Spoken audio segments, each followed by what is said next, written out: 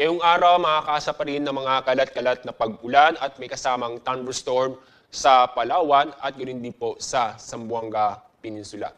Dahil po yan sa southwest monsoon o habagat. Sa lalabing bahagi ng bansa kasama Metro Manila, inaasahan pa rin natin ang mga isolated na pag-ulan dahil pa rin sa thunderstorm. Inyo mapapansin ang isang kumpulan ng mga kaulapan sa may bandang east of Mindanao ay posibleng may mabuong low pressure area. At sa magiging lagay na panahon bukas, patuloy pa rin ang epekto ng southwest monsoon sa kanlurang bahagi ng bansa. Kaya sa Palawan, patuloy pa rin na magiging maulap ang kalangitan at may kasamang kalat-kalat na pag-ulan at thunderstorm. Sa lalabing bahagi ng Luzon, kasama ang Metro Manila, bukas po fair weather po tayo kung saan ay makakaranas po tayo ng bahagyang maulap hanggang sa maulap ang kalangitan. Pero may chance pa rin ng mga sandaling o biglaang buhos na ulan.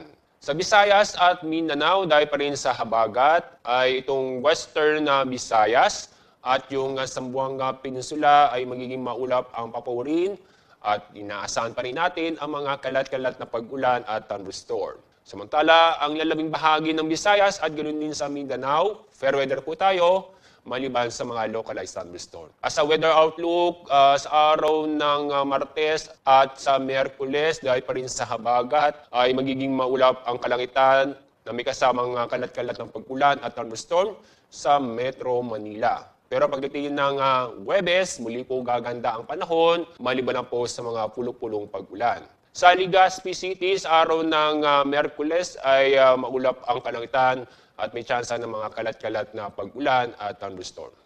Sa ibang lugar, sa loob ng 3 araw, fair weather po tayo, maliban sa mga localized thunderstorm.